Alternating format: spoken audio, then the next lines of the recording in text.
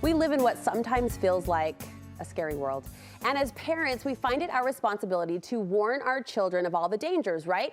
So we were slightly surprised when we came across an article in The Atlantic by writer Arthur C. Brooks that says, quoting headline, "Don't teach your kids to fear the world.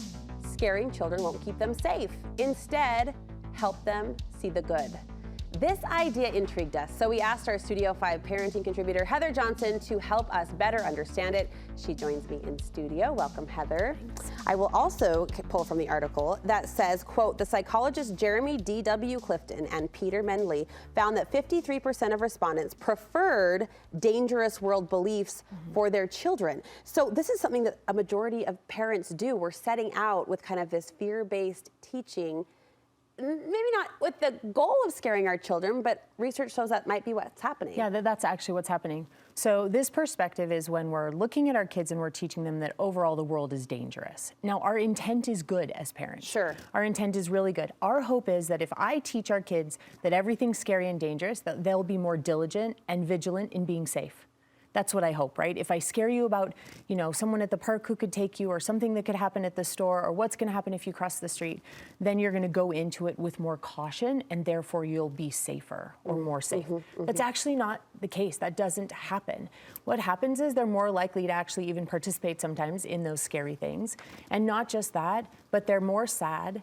They're less happy and have less life satisfaction as kids and also as adults. They deal with more depression. They're shut down more and don't experience life. That's actually what happens when we teach them that the world is inherently scary. Which is the far opposite of what we want. So what should we be doing instead? So we want to teach them what we refer to as an understanding between a specific belief system and then what we look at as a primal belief system. Okay. So a specific belief system is something they specifically believe about a singular thing. For example, I love tennis, or I'm into baseball and I just watched the World Series. So when I'm looking at that, that's a specific belief I have about baseball or about tennis. I love baseball. I love that, right? Now, that doesn't have a huge influence on a lot of other things. It has an influence when the World Series is on and the playoffs and my favorite team. It influences those things.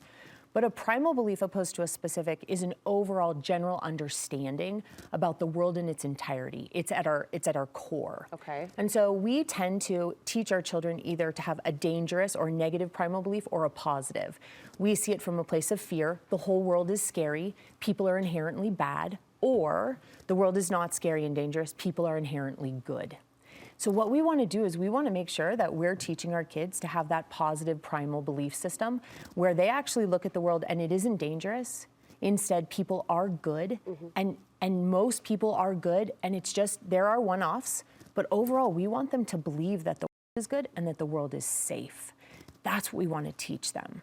That inspires them. It opens their mind to new ideas. It allows them to be teachable, which is so important if we do want them to be safe, right? That's the primal belief. Does the specific belief apply to this topic, though? Are there specific things that we teach about? Yeah, we'll get specific with things like threats. We want to be specific with those when we're answering their questions, things like that, which will help build this primal belief. But overall, we have to start with ourselves, and we have to take a step back and make sure that if we want them to have a healthy primal belief system, meaning positive, not fear-based, we can't be the source of their fear. We cannot be the source of our kids' fear. If mommy's afraid, I'm going to be afraid. Right. And they will be. Kids will do, for the most part, what we do. They will believe, for the most part, what we teach them to believe. So when we're teaching them that all planes crash, and that if you cross the street, you always get hit by a car, and that if you go to a park, you will be kidnapped, that overall people are out to get you, that's what they will believe. Right? So we have to check ourselves first and make sure we're not the source of that fear. You know what else I'm finding more and more, though, as my kids get the 5, 6, 7-year-old, markers, is that they see through things really clearly. So if I'm trying to, you really have to embody this, is what I'm getting at. You'd have to embody this yourself. Otherwise, they're going to smell through your fear. They're going to sniff the fear, right, about crossing the street or the stranger at the park or whatever it is. They will. And what happens is when we don't check ourselves, we actually erode trust between us. So an example of this, I was recently involved with a family where a mother's primal belief system is that the world is dangerous, fearful, all of that. And she's taught that to our kids. One of the things she taught them, especially her youngest, is that drivers aren't paying attention. And so if she crosses the street, she'll get hit by a car and die. And so this has been going on. She's 11 now, and she recently had an opportunity to go on a bike ride with another family, and she got to the first street to cross and was like, I can't cross the street. My mom says it's dangerous. I'm going to die. Drivers don't pay attention. And so she was unwilling to do that. Well, this family took a minute and worked her through it, and she ended up crossing 6 or 7 streets on that bike ride with this other family that day. And when she got done, her response was, my mom lied to me. She's told me my whole life that if I ever crossed the street, I was going to die. But I just did it 6 or 7 times, and I didn't die. And so it put in her very quickly this space where, what else is my mom telling me that's not true? Where else is she seeing through what her mom's been saying for so long? And it erodes trust. We don't want to do that, right? We want to say words and have our children trust and listen to them.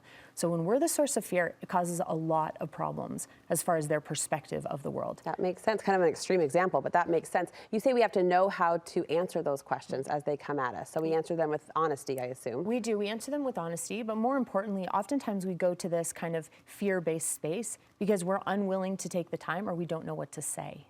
So we want to make sure that we know how to answer their questions. And instead of, I'm too tired or I don't want to deal with this, we don't want to tell our kids, well, why can't we go to the park? Well, because you could get kidnapped.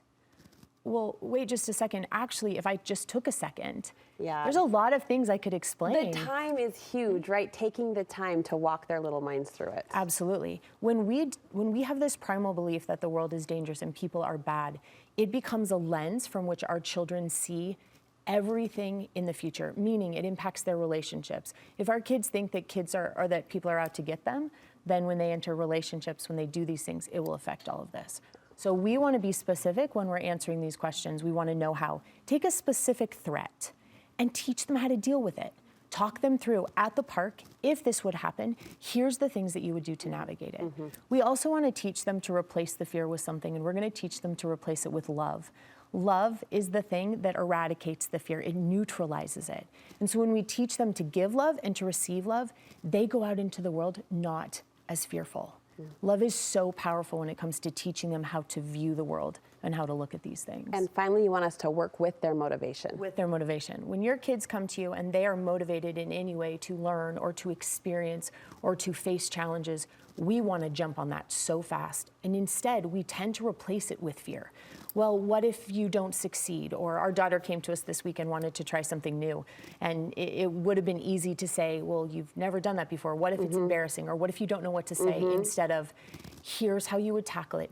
Go get it. Go get it. So when they bring us motivation, jump on it. It will help take care of that fear too. So they see the world in a way that lights them up to experience it instead of shuts them down to be sad and disappointed with it. We had to learn this with our now 4-year-old who was so physical from day one.